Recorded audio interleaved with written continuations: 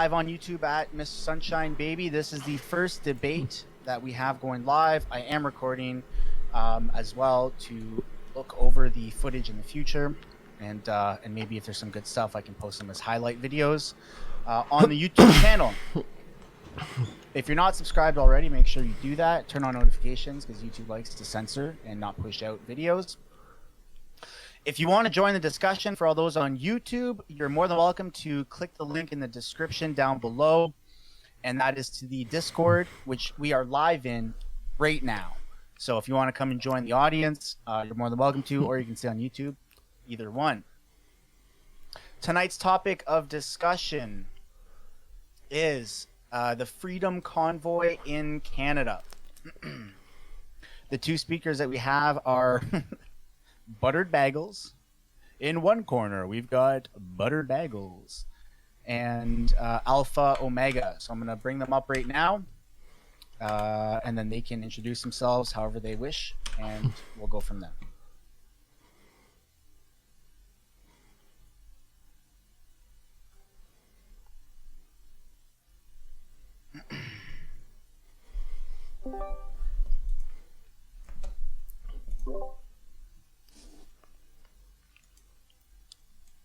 Hello. Hello. Good evening, everybody. I'm Alpha Omega, and besides me is ButteredBagles. Hello. Thanks for having me. I'm here to talk freedom in Canada. What's up? Hopefully we could stay on topic and there's not too much rambling going on. Fair enough. So, are you for the Freedom Convoy, or do you oppose the Freedom Convoy? Sure. How about we do some that. opening statements and just say where we fall on the freedom convoy real quick. Right. I'll begin. I'll say pretty much, I think the convoy is lame as fuck. I think everyone pretty much thinks it's cringe. They never had popular support. I'm glad they all went home. And honestly, I wish Trudeau stole more of their money. And after a while, they kind of lost every coherent reason to protest, and it was very vague. And it was just sort of like populism in general, in the worst ways. Okay. I saw the convoy as something where it united Canada after 2 years of being locked down under Trudeau's mandates, and I believe that most of the truckers were in the right mindset because most of them were vaccinated. I think that they weren't there to overthrow the government. I believe that they had a true purpose of just being able to use the washroom or get a hot meal, be able to take a hot shower. You know, they kind of lost their dignity, and that's where I stand on that. Sure. What do you think their demands were? I think that they were compliant. They lived up to what they were asked. A year prior to that, I mean, they were being praised by Trudeau and being told how much he respected them and how much he thought, if it wasn't for them, we wouldn't have hot meals and stuff like that. And that they truly were sacrificing, a lot of that. Being told, you can't even have a coffee or whatnot, or, having to go and take a piss outside, things like that. Wait, it's pretty degrading. But what do you think the protest wanted? What do you think they wanted out of the protest? What specific policy change? Just end of mandates in general? Was it specific to the security boarding crossing having to get vaccinated? As basic as it got. Well, I guess that's pretty good opening statements. No, but as basic as it got, sorry, there was a noise in the background there, but as basic as it got, I believe that, they just wanted the mandates to end so that people could just go back to, because they had done what was asked from them by the government. And I believe that it was supposed to be only 2 weeks to straighten the curve and flatten the curve, and then they just kept pushing the posts. And so I believe, when people are, after a while, they get to the point where how many times do we have to go through the same things and still get the same results? and it wasn't the results I believe So that they weren't getting. Just the government was not listening to them. so Trudeau was the not truckers' listening. demands were basically an end to all the mandates. It was an end to the You figure? mandates. Yes, So I guess like I I would know. I say know that that's what that it is was. anti-freedom because the mandates were put in with popular support. It was fresh off an election where the leader who supported the mandates was brought to power. So the mandates are representative of the people, power to the people.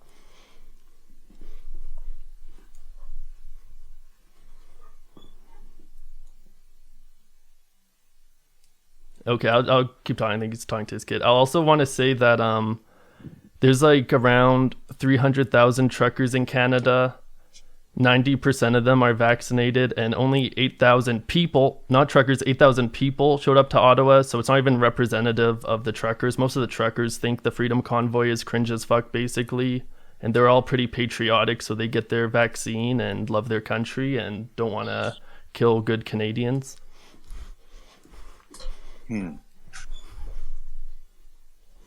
All right. So when was the mandate supposed to end? It's a fluid situation. It's a out of control global pandemic. And do you still believe that we're in a pandemic?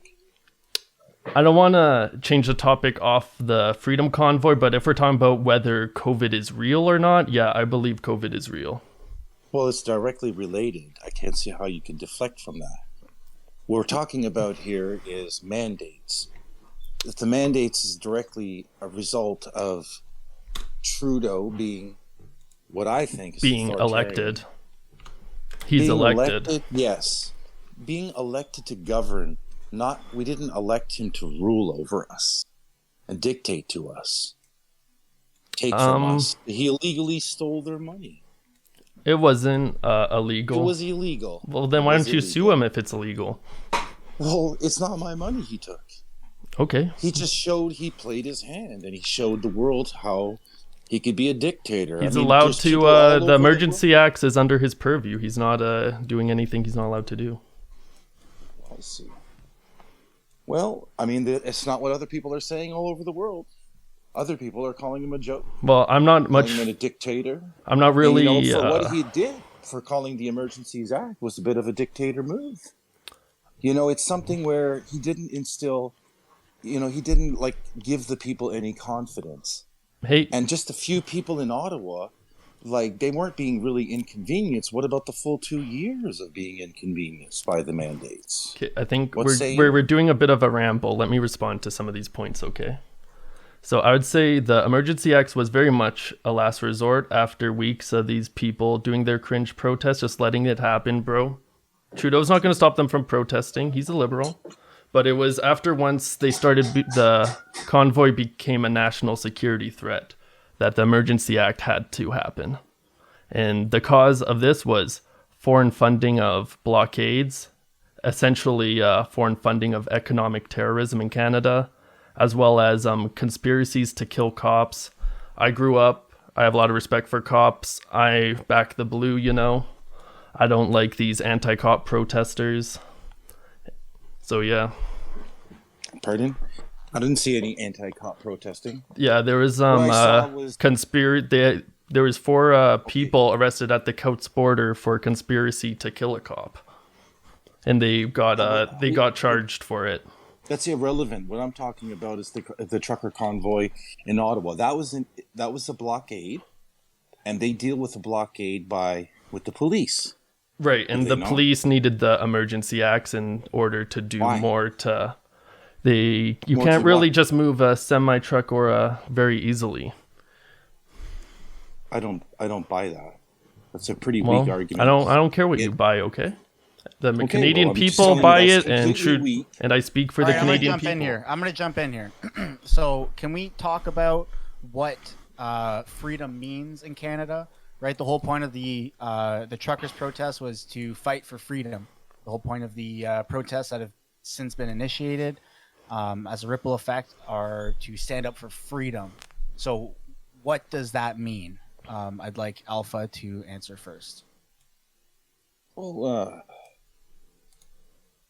to me, the charter it's about the Charter of Rights and freedoms. Like you have the right to protest, you have the right to, freedom of expression, freedom of thought, freedom of consciousness. You have some fundamental rights, and I saw rights being violated for peaceful protesters, and bouncy castles, and little old ladies, and people like that. I saw that.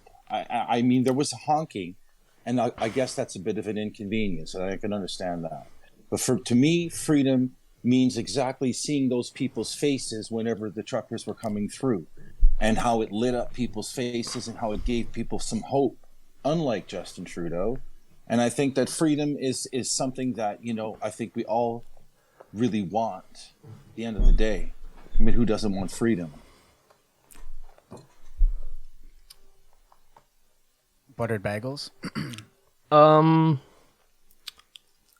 I would say as far as freedom from the standpoint of this protest, I think it's kind of laughable that a glorified temper tantrum pretty much claimed to be fighting for freedom and fighting against stuff like communism, fascism, authoritarianism. I think the whole world sort of saw how small this temper tantrum really was when a real fight for freedom broke out in Eastern Europe. And the people got to see with their own eyes what real authoritarianism looks like, basically.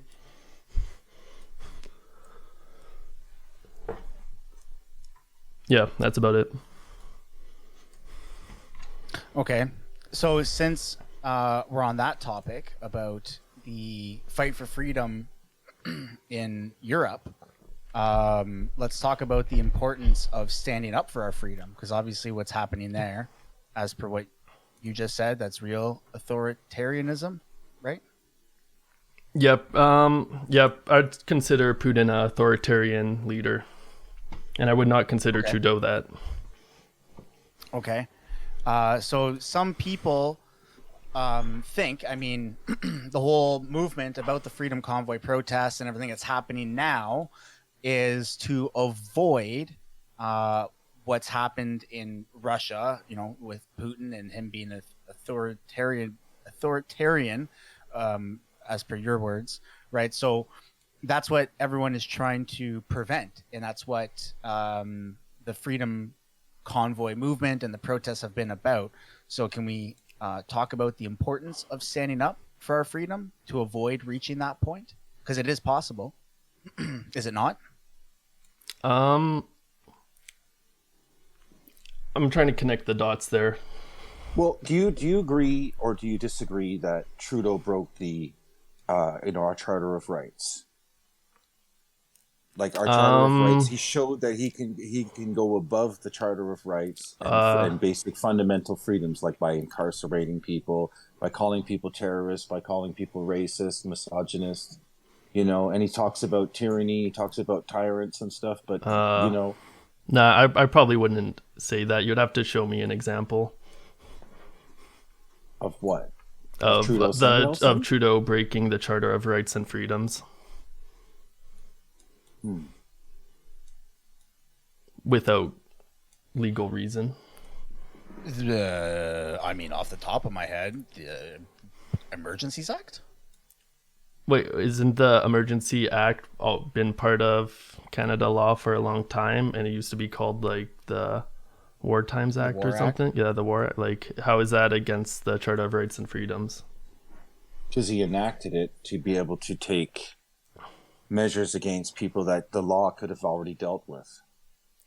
Well, obviously, the federal government's calculations found out that the law on its own couldn't deal with it, and the national security threat was way too high. So you don't think freezing bank accounts and that constitutes the theft from a person's? Not when the bank accounts contain transfers from foreign entities funding economic terrorism in your country. That's pretty much something a leader should be worried about. No. They don't have any of that. There's none of that. Prove that. Prove what you just said. Yeah, so on the blockades, a lot of the funding for the convoys in general were coming outside of Canada, and when that funding got funneled to support people at these blockades, support them with food, water, and other supplies, as well as, who knows, most of the money probably just got took by some scam artists within the ranks of the convoy. But it's basically economic terrorism because it's funding blockades. Can you And what tell about us the blockades what that a were brought- terrorist is? Man. A terrorist would basically be using fear and like death basically to push a political motive, but economic terrorism would basically be like doing that but financially to a country. So basically doing like 9/11s to like the finances of a country.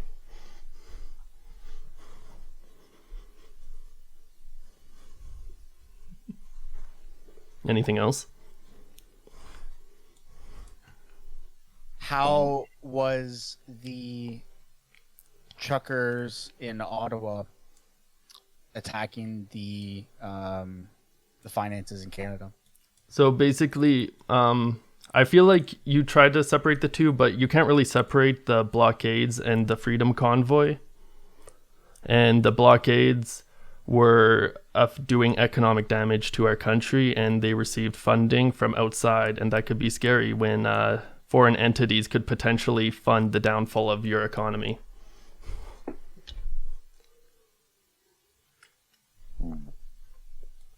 Well, guys, anything else? Alpha? Yeah, I mean, there's so much more. Okay, so what about the? So when he called the Emergencies Act, and at that point, why did he turn around and just drop the whole thing when after the Senate was about to call in a snap election, or I think if it would be able to, I forget what they call it again. So they call a non-confidence vote. Yeah, so they were about to do a non-confidence vote, and so Trudeau just turned around and decided to drop the Emergency Measures Act a day prior. That no confidence vote was never going to get off the ground. I don't think Trudeau was really worried about it. I think he basically dropped the Emergencies Act once most of the truckers basically went home. No. I mean, you had the police that went in there, and what about that? And they apprehended about 200 people. So you're saying they just drove them outside of the city of Ottawa and just released them? Well, if the police arrested people, they would probably have to go through processing and go to court and stuff. So. Now, you said you're affiliated with the Liberal Party, or are you a part of the No, Liberal I'm Party? not affiliated with any party, but I voted for Justin Trudeau in the last two elections. Right on. And so okay, so if there was no trucker protest, if there was never anything like that, and there was a liberal thing, like a Black Lives Matter or something like that, would this be something that you'd be able to get behind? If it manifested in this way, no. Basically, like, I don't do the thing where it's like, oh, he did it, so I'm gonna do it, therefore it's okay. Well, I'm just trying to understand whether or not, like, as far as freedoms and things like that, like, what are you willing to get behind? Like, are you willing to, are you a bit of an activist, or are you just a voter who are just like, you see Trudeau as being like good for Canada? I haven't done too much activism other than voting and some canvassing. Right. So basically you're a supporter. So, okay, so you could support the Liberal Party, but you couldn't understand that why these people, after a few weeks to flatten the curve, turned into a few years, and it doesn't bother you that these people weren't even being treated decently, or they weren't allowed to go in based on, Justin Trudeau, even though they were vaccinated, they still weren't allowed to go in. Wait, who wasn't treated decently? These truckers that followed, like before followed the sign. convoy? Like before the convoy, Yeah. They weren't. Back in the beginning when Justin Trudeau was saying they were great, Sure. and they were awesome in every way, and then all of a sudden, we're projecting a few years, after everything, and I think they did what they had to do, and I don't see it being cringy. Sure. Honestly, Here, I I'll don't. respond to that question real quick about All right.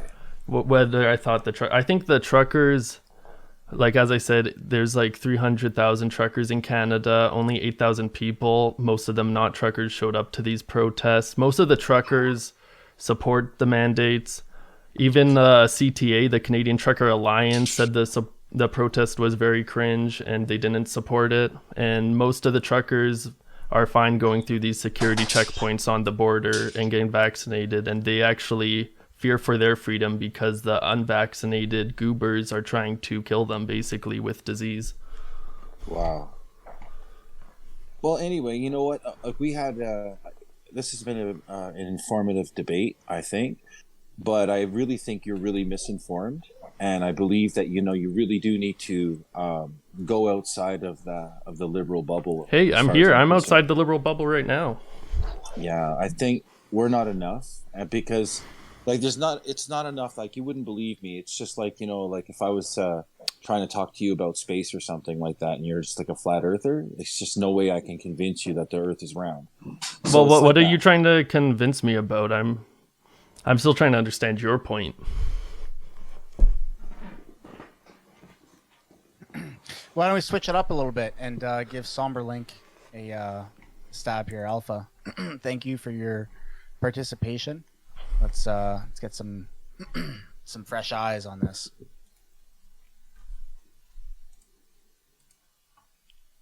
Hey, how's it going, guys?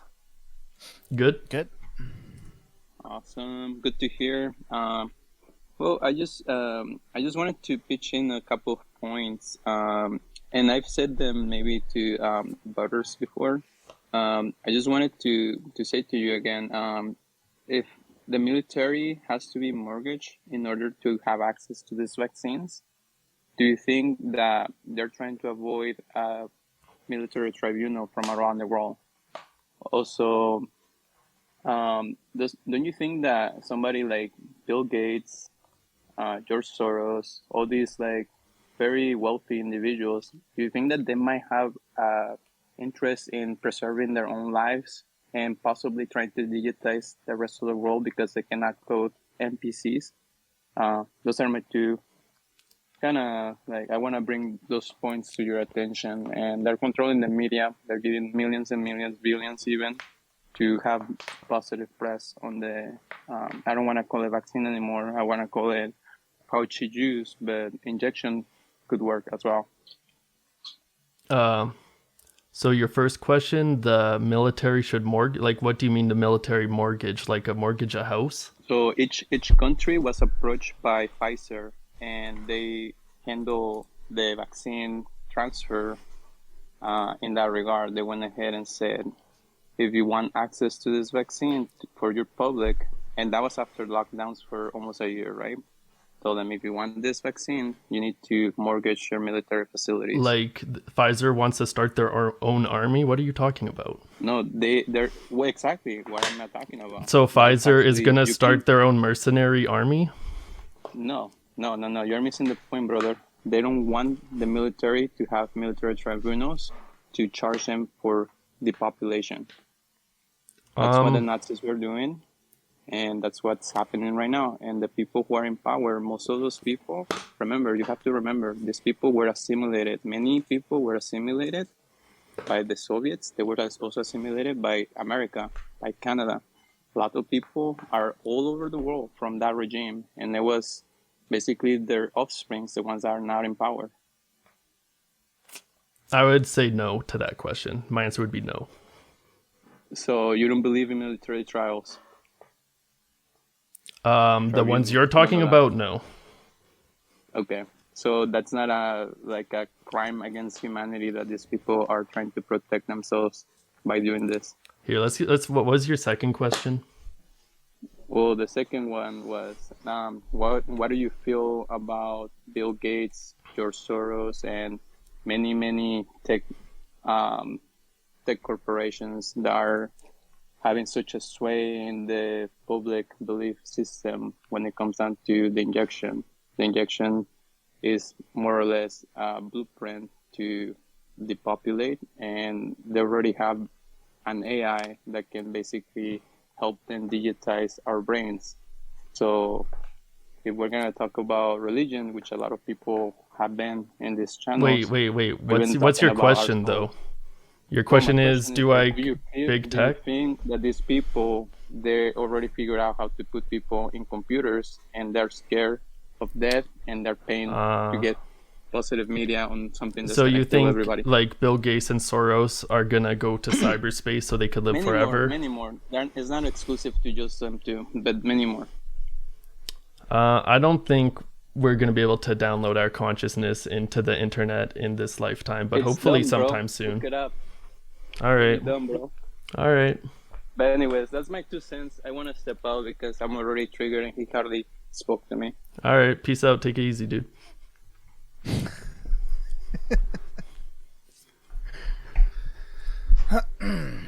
How you feeling, Buttered Bagels? I'm feeling good. That debate went Yeah. by fast. I guess we didn't have too much to talk about. We kind of covered everything about the convoy. So, what are your thoughts on the Emergency Act and how the Senate kind of dismissed it? Because it seems like it wasn't going to get passed by the Senate, unless I'm mistaken. I don't think the Emergency Act has to pass through the Senate. No? I don't know. Does it? Yeah, so from my understanding, it absolutely does. He had temporary powers, and then they had to vote on it, and the Senate went to discuss it publicly, and they kind of ridiculed him, right? Because a bunch of provinces, right, like Doug Ford, openly came out and said that this is ridiculous, and we do not need federal assistance by any means. So I guess so you're saying the whole parliament, it has to go through the whole parliament before it could even happen, but he could invoke it without that. So what happened is he invoked it, but it never passed, you're saying? Correct. Yeah. Oh. He only had temporary powers. Well, yeah, I mean, he only needed the temporary powers, right? Like the honkers were going to go home. Okay. Yeah, I don't think he was relying on it passing through the whole parliament. I just think he needed the authority at the moment, and he wasn't planning on keeping any sort of power after it or anything. It was just a temporary thing.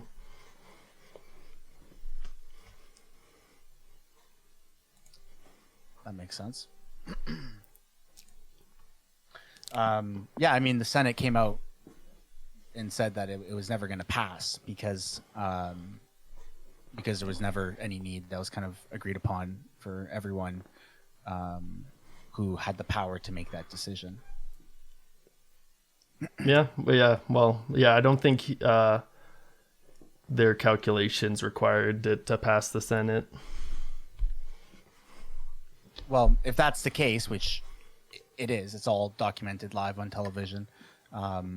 He, by literal definition, wrongfully and unlawfully invoked the Emergency Act because it was never going to get passed. You can't. He could invoke it.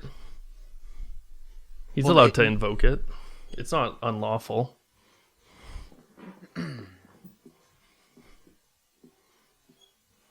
That's a nefarious move. It was never going to get passed. The Senate. It's not like a permanent bill. It doesn't have to be like Canadian law forever. It doesn't have to pass. It's just a temporary measure to give the RCMP the support they need on the ground.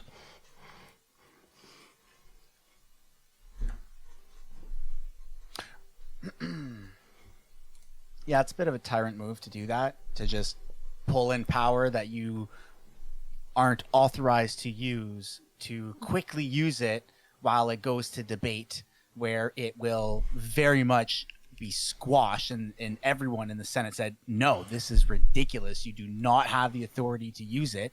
It's unjustified. So by literal definition. But I guess wouldn't that be wolf? Sure, let's say he invoked it without an intention of passing it, but wouldn't that be an example of our like our democracy and freedom we have in Canada, where the Senate and Parliament is able to function the way it is without any like oligarchs calling the shots like Russia? Well, it's a bit of a weakness in the system to do something like that, to reach for power, temporary power that you do not have permission to use, just to be able to use it for a short amount of time. Do you go ahead?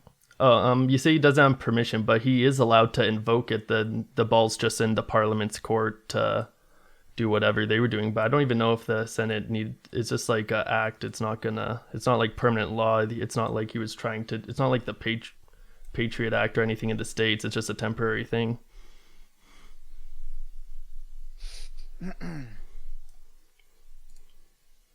Did you know that Civil Liberties Society is now suing him? Civil Liberty Society? Yeah. What's that? Are you on a device? Oh, yeah, sure. I could Google it. Here, give me 1 sec. Sure.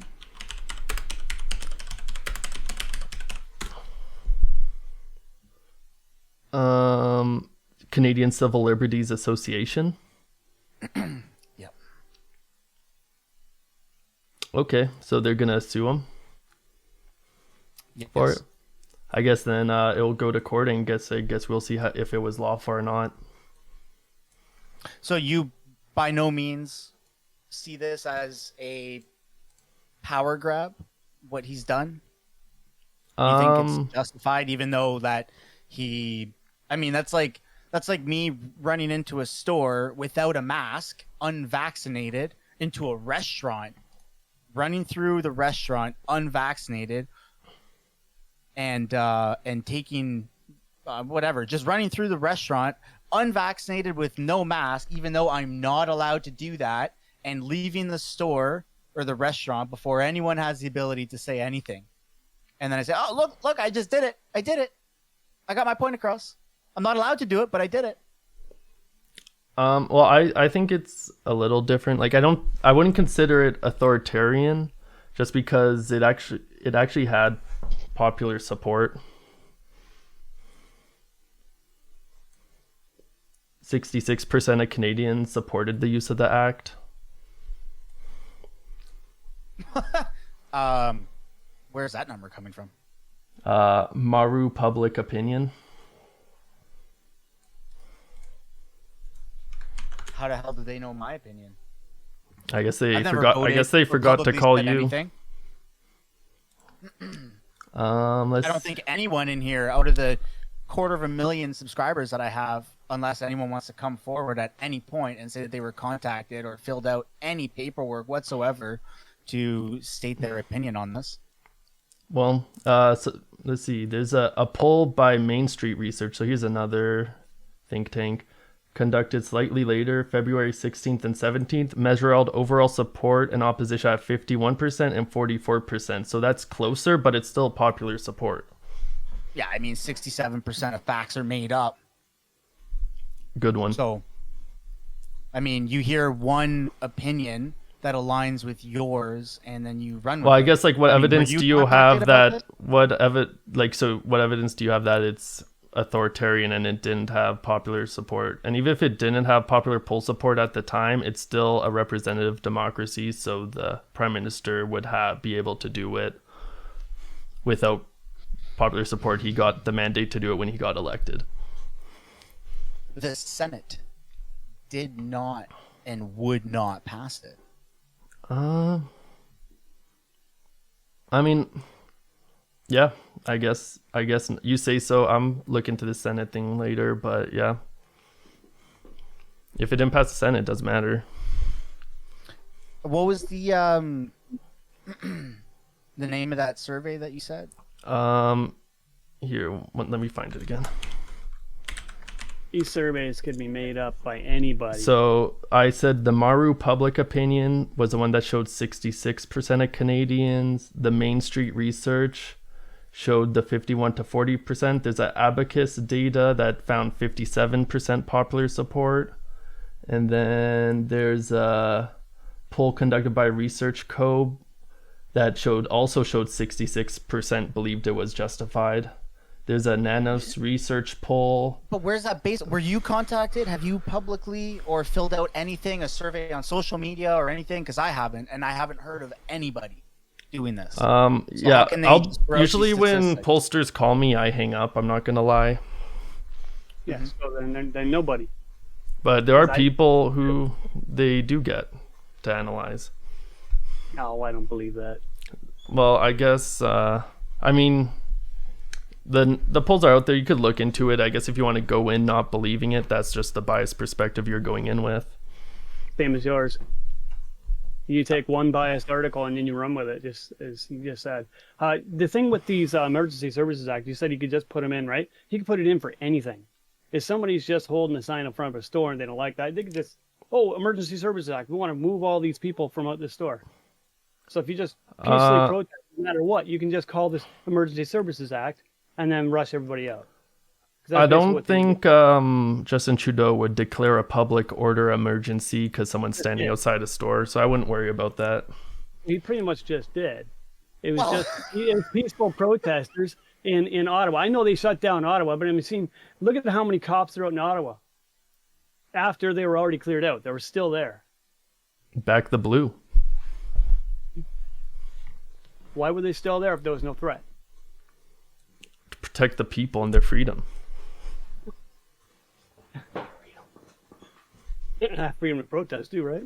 Yeah, Protect they the were people allowed and to their freedom? protest. that Trudeau what you let them said? protest for like 10 standing up days before he invoked any such act. In Ottawa, he's asking people for papers to go back to their home.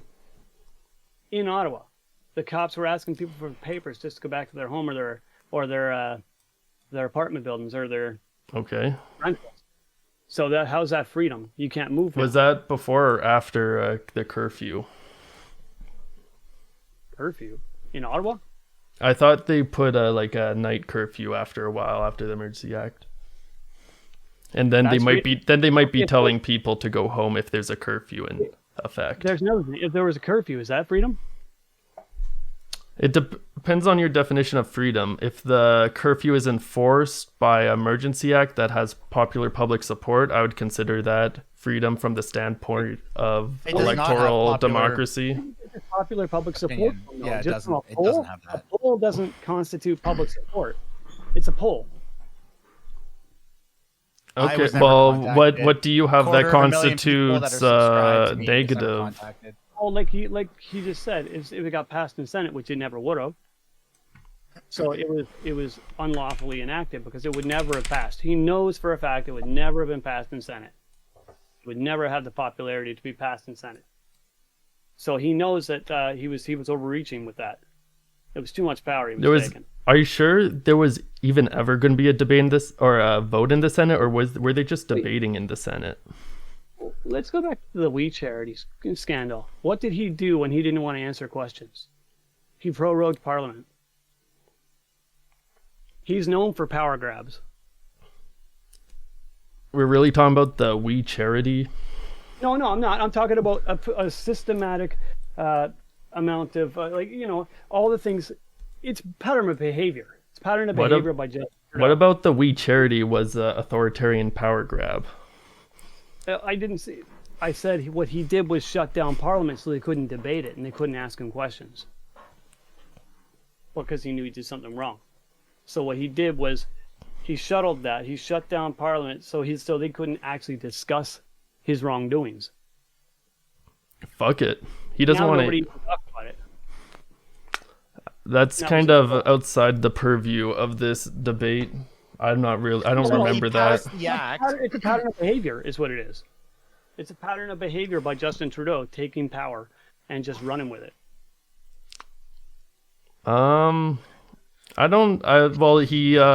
He dropped the Emergency Act, so isn't that not taking power? Isn't that taking power then giving it back? He didn't drop it. He didn't get He it didn't talk, passed. he got forced to take it. That he was forced to. What do you mean? He drop it. invoked it, then he dropped it. There's no passing about it. He had no option but to. He wasn't drop going anywhere further. it. It wouldn't have passed. He didn't voluntarily drop it. Yeah, he announced that he would revoke it. He said it with himself, bro. Oh, that's all optics. Trust me, bro. Okay. He knew for a fact it wasn't going to pass. That's why he said it. We're not going to hold it. That's why. Mom and dad said no. So all of a sudden now the child is like, oh, you know what? Yeah, I guess I won't do it. Come on. If that's your logic, then that's just piss poor. Well, I told you my logic about invoking the Emergency Act had to do with the blockades and the economic terrorism. What economic terrorism? What, I explained this twice. Are you listening? yeah, I heard it. Yeah, I heard it, and it wasn't. Well, it then was why are like- you asking again? It was kind of flimsy. That's why I'm asking. What part of it was flimsy? Well, think about it. And they actually, when they actually enacted it, they were already being removed from the bridge. So The Celts, they were no. still at the border. What are you talking about? They're still blocking it.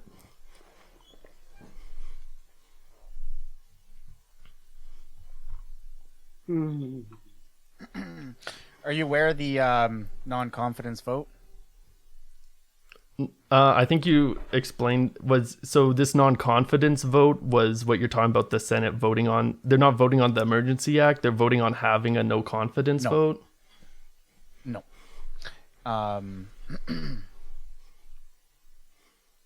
Okay, well, can you explain it? The House vote. Yeah.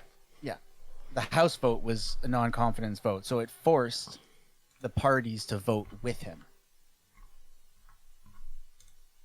Huh? On what?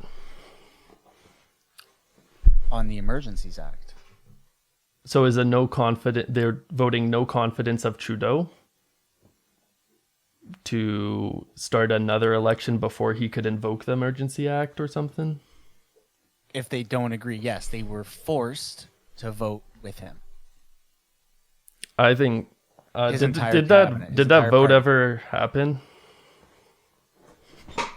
What do you mean? Did it ever? Did happen? Yeah, of course did it people vote for it? in the House? Yeah. Well, What happened? yeah. I mean, you just said the majority of Canadians agree with it. Yeah. It was voted 180 something to 150 something like that, right? Because of the non-confidence vote. The House passed the Emergency Act due to the non-confidence vote, and then it goes to the Senate. And the Wait, Senate decides whether they get it or not. There's a the chain of Emergency command Act system. wasn't a reaction to a non-confidence vote. It was a reaction to the trucker convoy.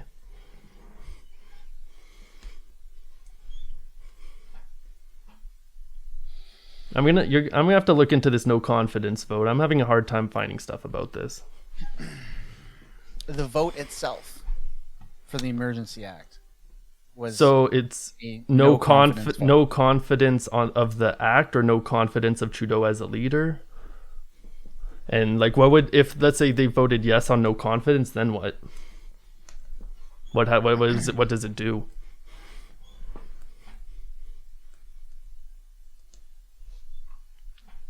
What's up, Marco? It triggers an election. Right. But there was an election like a few months ago. Why would the result be any different?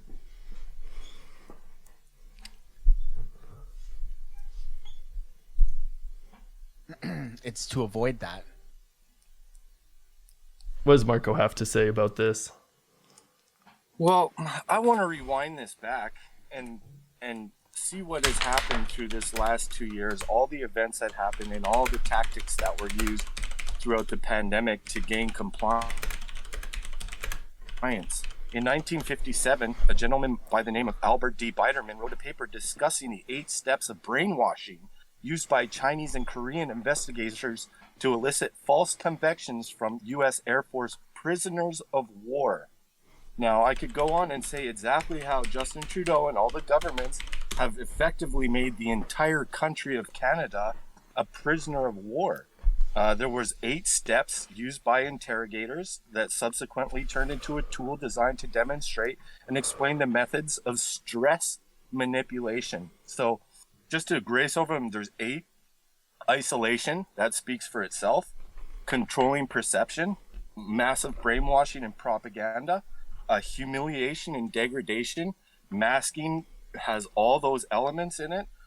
Exhaustion, pandemic exhaustion, that was a term coined.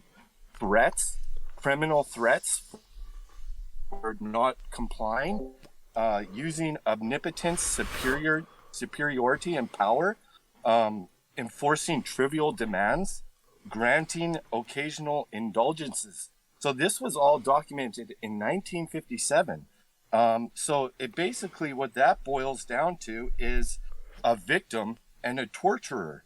And I'll explain how, in this psychological operation, the torturer manipulated the victim.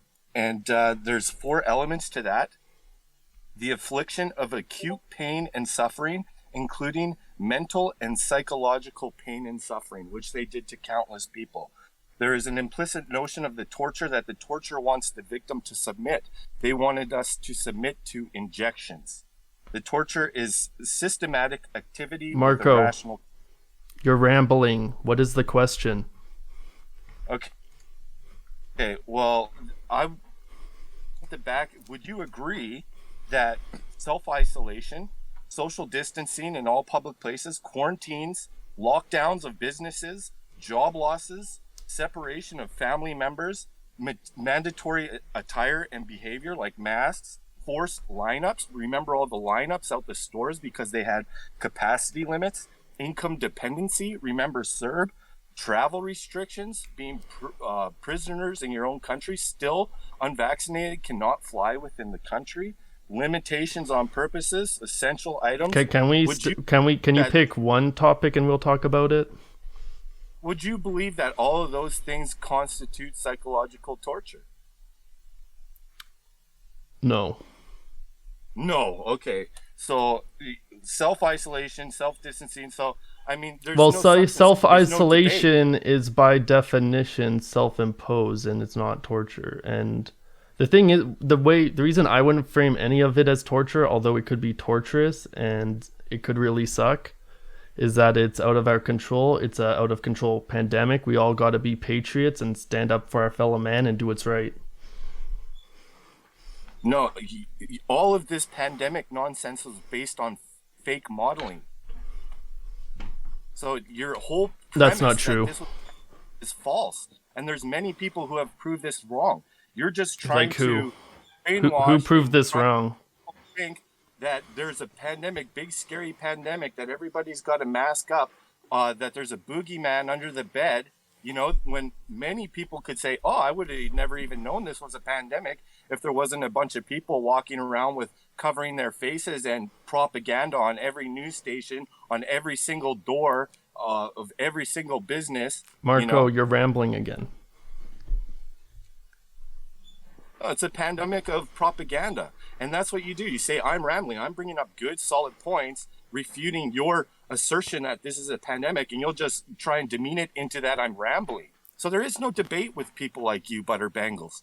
You just try and demean, disrupt, distract, demoralize, and have people believe that, you know, this is a pandemic because there's propaganda everywhere, because some authority says this is a pandemic.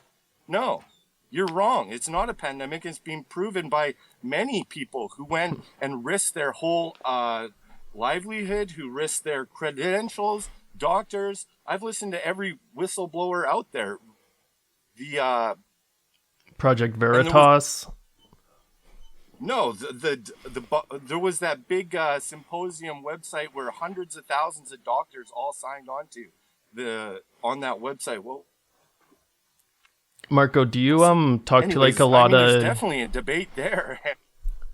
Do you talk a lot about this like global torture happening and stuff to like your family and friends?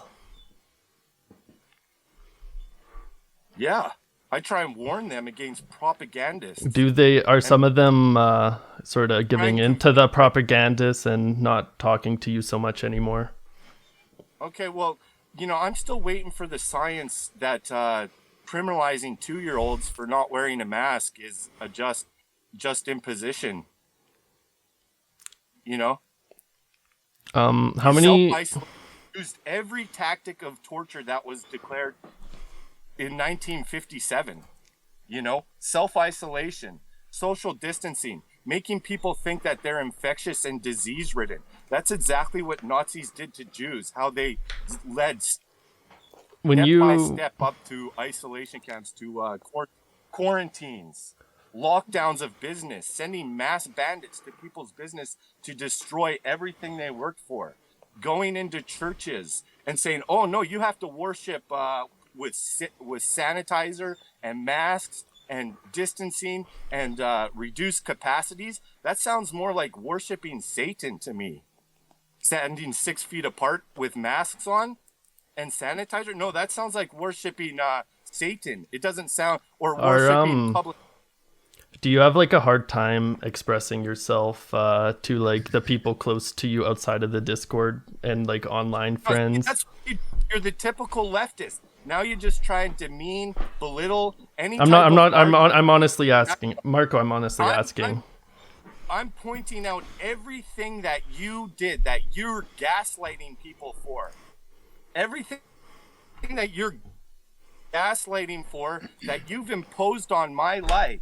And when I'm questioning that, you just come out, you make some nonsense comment just to deceive, to distract, to demean. It's the playbook one-liners out of a leftist book of deception and deceit.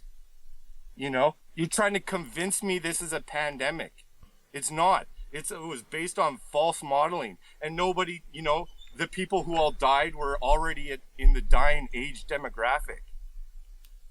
Or they had comorbidities, you know, like everything you say is nonsense. Yeah, man. There's no truth to any of it. All you use is just propaganda and dogma, you know, of safe and effective. You know, prove a vaccine has saved a single life. ButteredBagles, how would you prove that a vaccine has saved a single life? That's a good question. There's been plenty of research done on the amount of lives that could have been potentially saved because of the vaccines, and it's pretty conclusive. Yeah, but you can't prove any of it. It's improvable. You can't. You can skew any type of statistic you want to, you know, when they're pushing out a product, a vaccine that they want to make a whole bunch of money off, that Justin Trudeau is linked to having the nanolipid particle that delivers the mRNA, and him, that organization is in British Columbia, and him getting kickbacks for all of that, and they all have stocks in Pfizer, you know, and they, even if you do have an adverse reaction, try going back to a doctor and saying, oh man, this vaccine really screwed me up. You think the doctor is going to be like, oh yeah, I believe you, let me write this down, you know, because they've all been threatened with their jobs. They try and sweep everything under the carpet. You know, there's no everything is, you know, you get my point here. And all the while you've come along and you've isolated, you social distance, you quarantine, you lock down businesses, you lose jobs. You know, you can't prove the vaccine has saved a single life, but I can prove that the vaccine has destroyed, maimed countless people, destroyed their livelihoods. You know, so that's my argument. Marco, I'm going to move you back to the audience. Thank you very much. Okay. I appreciate it. What's up? Okay, can you hear me? Did you Yeah.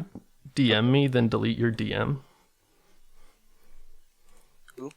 The Cooley guys. I'm getting a lot of DMs, and I think I saw him. And then I can't find his DM anymore. Okay, never mind. No, I just added you as a friend. Okay. Yeah. Well, Okay, questions, so can thoughts, I just- concerns? Sorry, go ahead. I was just going to ask you for any questions, thoughts, concerns, confessions, advice. First, are we allowed to just like more of have a conversation or debate rather than like me ask a specific question, or? Sure. Okay. So first, I just want to ask, what do you think is the line to draw? Like, how many people have to be affected negatively by the restrictions and all of this stuff for it to be unjustifiable? What you guys, or like the president or the prime minister say it saves lives. So at what point, how many negative effects do the lockdowns and vaccines have to have before it's justifiable? How many negative effects do the lockdowns have to have until it's justifiable? Like it'd be justifiable. Like, you mean till it'd be unjustifiable? Yeah, that's right. I guess unjustifiable. I guess till the calculations the professionals are making suggest that they're not needed anymore. Like, it's a global pandemic, man. I don't know what you want. Okay, so first of all, children's suicides up. I'm just reading this, by the way. Okay, no, I'm gonna stop you right there. Okay. I have a question that I want you to answer. Me? No, ButteredBagles. In your definition, what constitutes a pandemic? I'm no medical professional to give anyone definitions on what constitutes a pandemic. Non-medical advice. But can you describe it in your own words? Basically a disease that is spreading to the point where with normal measures it cannot be contained and is resulting in massive loss of life. Oh, that's okay. Well, no, that's really important that you said that. So what would be massive loss of life? I guess that would be subjective, right? And I guess the people who decide on that are the voters in the democracies they live in. And they decide by voting for candidates who support lockdowns and mandates and ones who don't. I mean, I don't think the public has had any sway in how things have been going. There's just an election less than a year ago. What do you mean? There's an election during the pandemic. The public definitely had an opportunity to let their voice be heard. They're all brainwashed. But... Well, you see, I'm for freedom. You'd hate democracy, and you think they're brainwashed, and you want to take their freedom and their votes away from them. So, no, can we just put a number? Can we just put a number on what massive loss of life would be? Maybe in a percentage. I mean, you can't just say 50 million, right? Because that's it's the thing is people that have been exposed. The only metric, I wouldn't only use death as a metric. There's also long COVID and other complications and economic issues that happen when people get sick all the time. Yeah. Okay, well, hey, Sunshine, can I just list some facts here about other side effects? So, yeah, if we're not judging stuff only by deaths and we're judging by other side effects, what about children's suicides, which is actually death, is up by 300%. Depression is up by 200%, and adult suicides are up by 400%. And meanwhile, the average death for COVID is 82, which is actually longer than the average lifespan. So you actually have to beat death in terms of lifespan to have a high chance of dying by COVID. So I don't really so see you're how saying the children's suicides? Well, I mean, it's a global pandemic. People are bummed out. But everyone knows, like, people who are catching it, getting really sick. Some people know people who have died. It's pretty depressing. Yeah, but if we didn't have lockdowns, would there be a significant amount more of deaths by COVID? And if there were, would it not be from the older generation, 80 and up, 82-year-olds would be the main. Of course, lives are not tradable, so we don't want to compare lives of children to elderly. But there is an argument to be said there where children's suicides up for 300% when those kids would not have died otherwise. But people that were 80 or 80 and up probably would have died of something else. Wait, sorry, that's a lot of numbers. What was that? Oh, he left? I wasn't sure exactly what his question was. There is something about the average age of death of COVID is like above the normal human lifespan, so no one dies of COVID or something. I don't know. I didn't really understand that question, not gonna lie. I wasn't listening. Yeah. Hopefully he comes back and is able to clarify. I think he got kicked there. He's back. So do you know what percentage of people who get the flu die? I don't know any specific percentages about the flu, but I do have something interesting about the flu. Okay. Is that with the lockdowns and the measures that Canada and a lot of other countries have made, basically there's been close to like no flu cases because of it, and there's still been massive COVID cases. So that sort of puts in perspective that that just shows how contagious COVID is. It is able to spread with these intense measures that literally eradicate other diseases that we call common. Yeah, I mean, shit. I know someone who was hit by a car and blew up into pieces, but they had COVID and they died from that, not the car. That really sucks. Who is that? What does it matter? Right? I know people that have died from shark attacks, but they had COVID. Who? And it wasn't a shark attack that they died from. Who? It went down as COVID. What do you mean? These are real instances. Yeah, If you who? die They're real. Who from- are they? Numbers on a piece of paper now.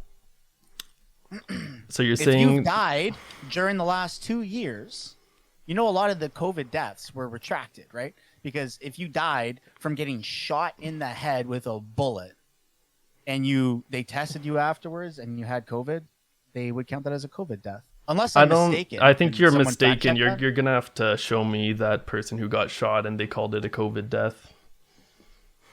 Oh, yeah. Yeah, you have to that. show me that. So the percentage of people who die from the flu is 3%. Jesus. Yeah. Drinking and driving, 9% death of people. 9% of the population dies every year from drinking and driving?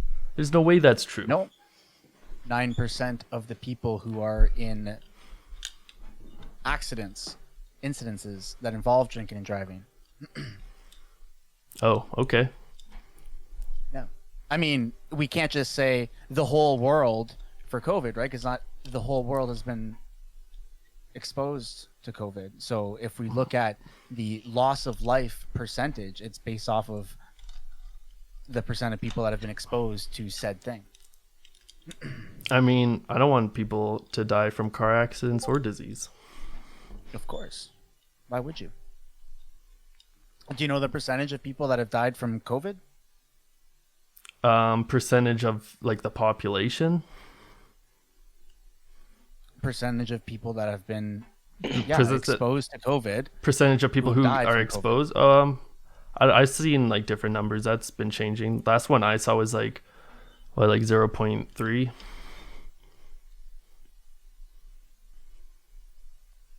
Did you just say 3%? I said 0.3%.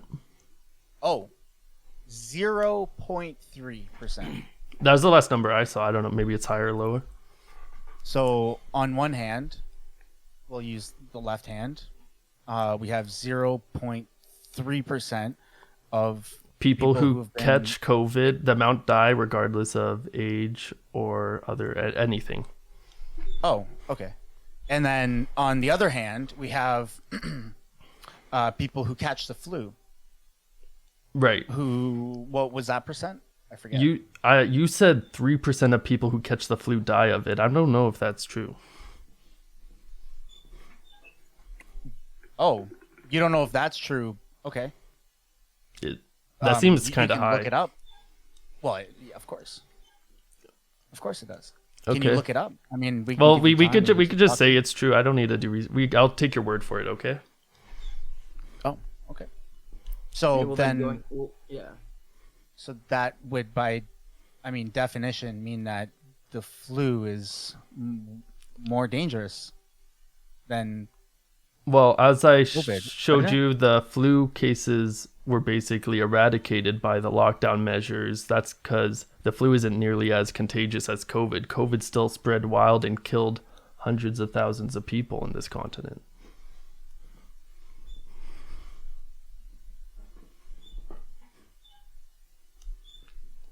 The people that it killed were people with either comorbidities or people over the age of 82. Not all of them. No. Well, that's debatable for the younger generation. It's not debatable. Of course Not not. all of them had comorbidities or were over 82. No. Yeah, that's fine. I'm saying the majority of people that died from COVID either had comorbidities. Sure. Or, Same with the flu, probably.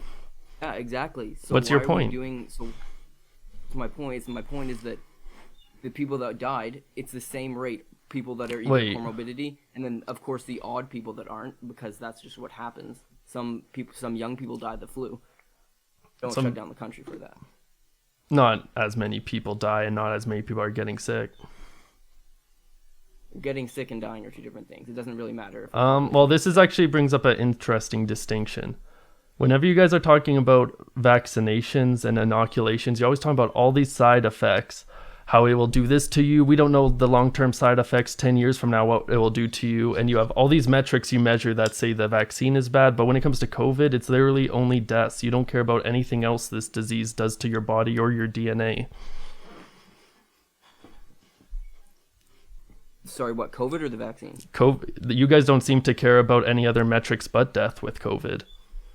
COVID will give you way more side effects than the vaccine, as far as like fucking up your DNA, bro, fucking up your lungs, long COVID. Who knows what the long-term side effects will be? Yeah, we don't know. Well, we know for a fact that with one brand of vaccine, there's over, was it 1,200 side effects? There's probably 12 million with catching COVID. Okay, I just want to clear one thing up. I'm not. Oh, sorry. Go ahead, Sunshine. No, that was it. Just Okay. Sorry, I just lost my train of thought. We were talking about side effects. So, COVID, yeah, we don't know the side effects. That is very true. But same with the vaccine. Except people are always talking about. No one's talking about the side effects for the vaccine. As we know, that's no, everyone. You guys can't shut up about the side effects for the vaccines. But when it comes to the disease itself, you guys only see death. It's tunnel vision. No, that's not what I'm saying. I'm saying on both sides we don't know, except the fact that the government is hiding it for the vaccine side and not for COVID. They're saying all of the bad things about COVID, but they're not saying all the bad things about the vaccine. That's being covered up, and they're only. Well, that's pressuring you being to get it covered and just not letting you fine make by your own decision. all you YouTubers, bro. You guys are covering all the vaccine side effects. No, who's we're you not. guys? Like people who talk about vaccines and the side effects. Covering up what? I'm confused. No, I'm just saying you guys talk about the side effects of vaccines all the time. I'm hearing about vaccine side effects constantly, but I never hear about side effects from COVID from you guys. Because this already been covered from the mainstream media, and we're covering what's not covered by the mainstream media. That's what we're here Like, for. what isn't getting covered? Anything to do with the vaccine that's negative. I'm seeing Really? literally on YouTube ads. Yeah. Like I'm seeing what? on YouTube ads. Like the side effects it has to teenage boys and heart conditions. Wait, My sister worked. that is all reported by the government, and in the Health Canada reports they mentioned the Yeah, who's gonna go onto the myocarditis and government's website? they give people recommendations on which inoculation to take based on side effects. No, that's not true because It is true. If you go, I've read it. yeah. If you dig into the roots of some website of the government, yeah, you're gonna find some stuff. It's 'Cause public. It's for legally it's for required. public consuming. It's not for like some deep thing. Yeah, a lot of stuff is public, but if it's not, what's the word? Like broadcast or advertised, do you get any YouTube ads saying that before you take the vaccine, you should probably ask a doctor? Do you see anything? That's of that? because people don't want to sell their product next to like kooky medical disinformation. That has nothing to do with authoritarianism or government. That's just capitalism. No, it's not. Yeah, if Half people of don't these want to things are owned by the advertise government. on some wacky conspiracy war room show, they don't have to. That's capitalism. Sorry, so you're saying they can, because it's capitalism, you can use you can use whatever you want and broadcast it on anything you want, but just because it's capitalism, it's okay, even if it's misinformation or lies. No, I'm saying advertisers don't have to advertise on anything. They get to pick and choose. Yep, that's fair. Yeah. Kuil, thanks for coming up. We're gonna switch it Thanks, up. bro. Right, I'm gonna thanks. move you back to the audience. Pepper Fresh, welcome to the stage.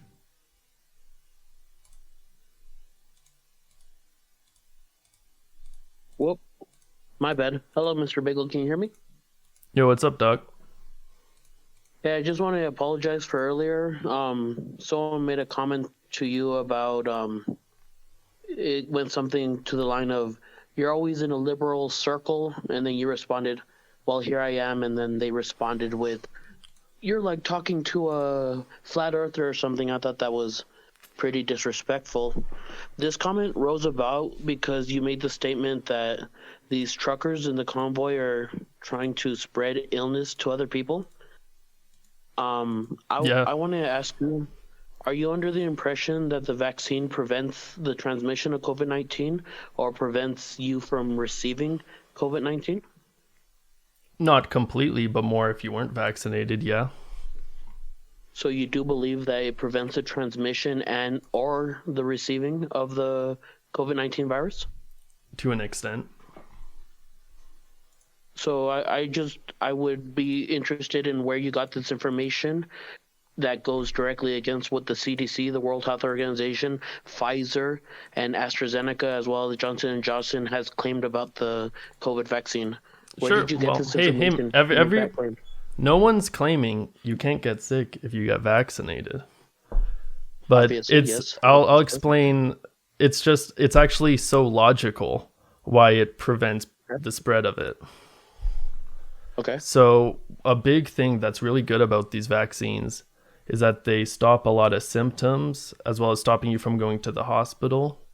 And these symptoms, some of these symptoms are like coughing and sneezing. Coughing and sneezing releases a viral load into the air around you. Therefore, if you have those symptoms heavy, you're going to spread it more than if you didn't. So what you're claiming is that, let's suppose I'm a vaccinated individual. Typically, I would cough and sneeze and be like, oh, wow, I better go get myself checked. But since I'm vaccinated, I won't experience coughing and sneezing, so I'll spend time with my grandparents and transmit the virus to them, right? I mean, if you phrase it that way, but that's not really. I was saying the more you cough, the more virus you're sending into the world around you. Well, no, because the virus transfers through breathing. So, of course, if I feel sick in any way, I'll stay home and get like a free test or whatever. But whenever I'm walking near my grandma and I'm just eating and talking, it's gross. But even talking, you spit in people's faces. Even breathing, it's, in the same cabin and stuff. So I would presume, and not just me, but the CDC, the World Health Organization, AstraZeneca, Johnson & Johnson, and Pfizer would presume that actually being vaccinated increases your likelihood of spreading the illness. But since you have reduced symptoms, it beats the triage of like what you should do. Because what you should do is get vaccinated so that inevitably we're all going to get it. But you won't get the symptoms as hard, and neither will your grandma if she's hopefully vaccinated. I guess you're bringing up a good point that asymptomatic cases are a real thing. And yes, the less symptoms you have, the more likely you're going to have COVID asymptomatic. So I'd recommend... I'd recommend generally if you're visiting people with comorbidities or visiting your grandmother to practice social distancing and masking. But the premise of your idea was that the trucker convoy, they're spreading the illness and purposely trying to kill people. But that is false as to what AstraZeneca, well, I've listed them a million times before. So will you backtrack on your claim that them, and which is the minority of them, not wanting to be vaccinated, is not them purposely trying to go out and maliciously kill people? Okay, I'll explain. My point is these security checkpoints on the border that require you to get vaccinated, most of the truckers support this, and that's because they themselves are vaccinated. They don't want to be around like unvaccinated people. They don't want to bring that home to their family and their grandma. So they're basically... So yeah, I'd say basically the Freedom Convoy, to me, it is so ridiculous. It almost seems like you guys are trying to kill Canadian truckers. Well, something seeming like is different than others, but if these truckers are afraid of bringing home the virus to their grandparents or to someone that they know that they love, they could go ahead and resign and stay home and get a job maybe at a call center where you could work from home. But they're actually, most truckers are vaccinated. So you actually want to fire most Canadian truckers. So this is quite an anti-trucker movement. No, I actually don't want to fire most of the truckers. I think you should be able to work regardless of vaccination status. But I do know that the vaccinated individuals are more likely to spread the illness. So maybe the vaccinated need to stay home and stop putting us at risk. Well, they're not even if they're more likely to spread it once they catch it, way less of them are catching it. So even then, it's stopping the spread. Well, no, because they are the ones who's spreading it, so they need to stay home because there's the special cases out there of people who can't get the vaccine. And you agree that being vaccinated increases. You agree that being vaccinated increases your likelihood of spreading the virus? I don't agree with that. Oh, do you think vaccination prevents the virus, increases it, or is it about the same? Here, I want to talk about the truckers. I think we already had this conversation, but I was talking about the truckers is that truckers are basically like the blood of Canada. We cannot just tell all the truckers to go home because they were patriotic and got their vaccine and are doing the right thing for their family and their country. And you want to tell them to go home because people are having a temper tantrum in Ottawa? That's ridiculous. I understand that you're throwing emotional words out there like patriotic and stuff, but I'm talking about the science, and the science that you have agreed to, I don't know if you want to retract it, is that the vaccines actually make you asymptomatic, meaning you're more likely to spread it to those at risk. Because asymptomatic does not mean more likely to spread it. Asymptomatic might mean you're more likely to put yourself in situations where you could spread it more, but not necessarily. I'd still say symptomatic cases probably spread it more. Does COVID-19 prevent you from spreading it or prevent you from getting it yourself? I think we're looping. We are looping because you're being intellectually dishonest, because you're playing both sides of the field because you bring in emotion, but I don't agree with that. I'm saying everyone should be allowed to work, regardless of vaccination status, off the premise that vaccines do not prevent the transmission, nor do they prevent you from getting it yourself. Not if you're going not if you're going in between countries in the middle of a global pandemic, then maybe you should get vaccinated before you go to work. No, actually, off that premise, it doesn't matter whether you're going in between countries or universes or different planets on the solar system. If it does not prevent nor increase at that regard, then it should be an individual choice. It's not like magically COVID-19 is stronger in some other country. You could get it anywhere, but sitting in a truck alone for 12 hours on the road doesn't seem like a high-risk situation. It's not while you're in the truck, it's before and after. So it's while the forklifts are loading things into your truck, or is it after the forklifts load things into your truck? It's their whole life, bro. It's a virus. It doesn't stay in their truck when they leave their truck. Okay, so in that regard, since the vaccine does not prevent transmission, nor does it prevent you from transmitting it, it should be everyone's individual choice. Is your point that like vaccines don't work? Do you think vaccines don't? No, I did not claim that. My belief is that the vaccine prevents you from getting seriously ill. So I think everyone should have the right to get it if they wish to. My point is that the vaccine does not prevent you from transmitting or receiving it. Therefore, we should not hinder people's movement because of it. Everyone knows. I'm the first to admit it. You can get sick if you're vaccinated. No one's saying otherwise. No, actually, many people are stating otherwise. They're stating that if you're vaccinated, you cannot transmit it, which is the basis of trying to restrict people's movements if they're not vaccinated. Well, he can't speak on behalf of other people. Well, I'm speaking on behalf of AstraZeneca, World Health Organization, et cetera, et cetera. So I just want to know where you. I'm not even like a huge AstraZeneca fan. I'm more of a fan of the mRNA vaccines. So like the Pfizer and Moderna. Well, those are the best vaccines on the market. Pfizer has also claimed the same thing. Pfizer has claimed that their vaccine does not prevent transmission. It's unavoidable. Like, let's say, I don't know how to make this any clearer, you know? I think you made your point pretty clear. Yeah, if it does not prevent transmission, nor does it prevent reuptake, why should we prevent people from working if they don't take it? It doesn't prevent it completely, but it prevents it somewhat. It doesn't prevent it somewhat at all. Actually, it does. according to the CDC, World Health Organization, all of them, you're actually more likely to transmit it and receive it if you are vaccinated. But you won't feel the illness of it, so you're pretty Gucci, you know? Hey, that's better than not being vaccinated. Yeah, I love it, and everyone should have their own personal rights. Everyone should have the rights to not get sick by unvaccinated honkers in Ottawa. Well, actually, you've already agreed that unvaccinated or vaccinated does not prevent or increase transmission, which is my premise again that we rotated back to. Yeah, I think we looped, like, this is like the Mario Kart map where it's really small and you do 11 laps around it. I think we could move on. The premise is you're being dishonest, because if it doesn't prevent transmission or reuptake, then we shouldn't hinder people's life. And if they want to be stupid truckers who don't want to take it, they're not putting anyone's harm's risk. So go kill yourself, truckers. I don't care. If you don't want to take it, don't take it. He hates the truckers. He told them to kill themselves. That's fucked up. Thanks for coming up, Pepper Fresh. Jesus. And thank you for your time, ButteredBagles. This was a interesting. I appreciate to say it. The least. Anytime. This is what we're about, folks. For everyone watching on YouTube and everyone listening in the Discord server, free speech, right? You're more than welcome to join the Discord server and engage in these types of conversations. What we don't allow is a breach of the terms of service and personal attacks against somebody's character. More or less, we were pretty good tonight. I don't know. What do you think?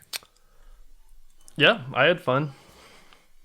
I think I got some wacky DMs, but none of them were too bad, honestly. Someone said he would key my car if he could find my license plate. That was kind of funny. Yeah, I guess it's best that you didn't go on webcam there tonight. maybe next time. Harassment, everybody. No, it's all good. I'm down to talk if anyone wants.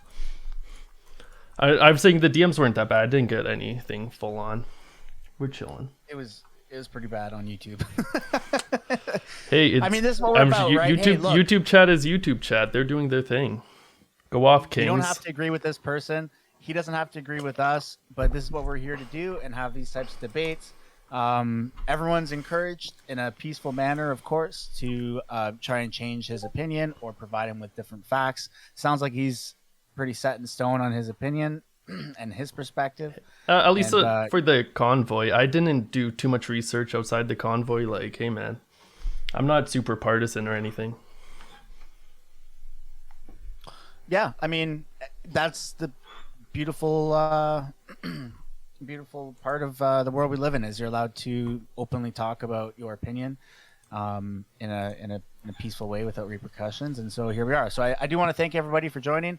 ButteredBagles, I will move you back to the audience. Thank you so much for your time and dedication to this. I applaud you. Yeah, so thank you everybody for tuning in. For YouTube right now, this is where I'm going to end the stream, so don't forget to like and subscribe. And yeah, I mean, the conversation will continue here on Discord, where you will get some more people up on the stage, and the servers will be pretty packed tonight. Thank you for your time and attention. And we will see everybody on YouTube next time. So thank you for that.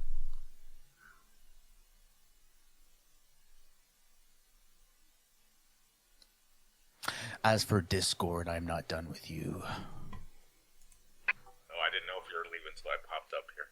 No, you're good. Oh my fucking god, those guys are lunatics.